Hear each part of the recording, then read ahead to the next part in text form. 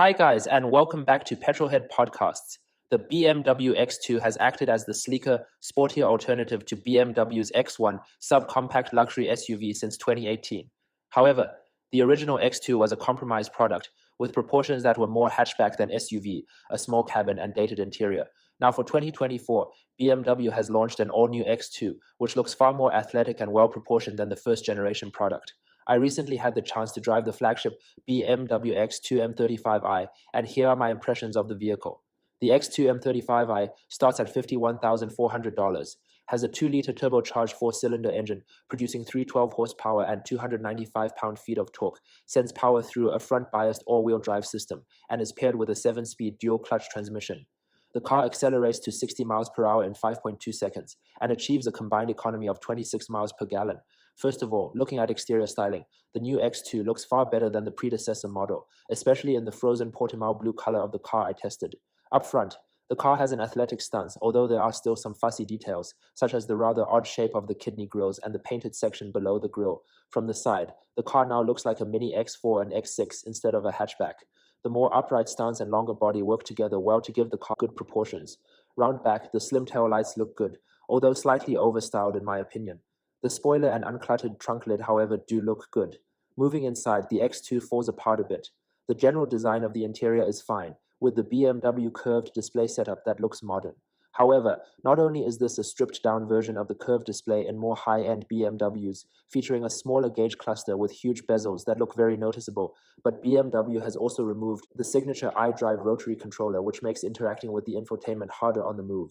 The seats have an attractive M-inspired design to them, but feel rather flimsy and thin. The general material quality is also disappointing, with a lot of hard-touch plastics on the lower parts of the dashboard, door cards, and center console. BMW has also used cheap-feeling window controls and stalks and removed the door sill labels, all contributing to an interior that does not feel expensive enough for a car that can easily exceed $60,000 after options. When considering practicality, though, the new X2 is much improved compared to the previous generation, with noticeably more cargo space and passenger room than before. In terms of driving experience, the X2 is also rather lacking. The 4-cylinder engine has decent acceleration and responsiveness. However, there is still some turbo lag sometimes, and the engine can sound strained when the car is being pushed. The dual-clutch transmission has some jerkiness in the shifts, and from a stop, there is a noticeable lag between the driver pressing the accelerator and the car actually moving.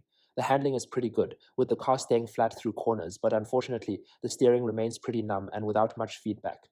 The ride is also extremely brittle, even with the adaptive dampers that the car comes with, and it does not do a good job of ironing out road imperfections, with big bumps causing noticeable jolts within the cabin. In general, the X2 also lacks the feeling of isolation from the road that bigger BMWs are known for, and a lot of vibrations enter the cabin, making it feel more like an economy car rather than a luxury SUV to drive. In conclusion, I am rather disappointed with the X2 M35i. The car looks a lot better than before and has much improved practicality, technology, and interior design. However, the interior quality and driving experience do not feel premium enough, and overall the X2 drives more like a $30,000 car than one that can easily reach $60,000 with options. Personally, for similar money, I would much rather buy a larger non-performance compact luxury SUV like a Mercedes GLC 300 or BMW X330i, as those cars feel noticeably more expensive and upmarket than the X2, and their performance levels are still decent. So what do you guys think of the BMW X2? Let me know in the comments below. And as always, please like this video and subscribe to my channel to be the first to see more amazing content like this in the future. Cheers!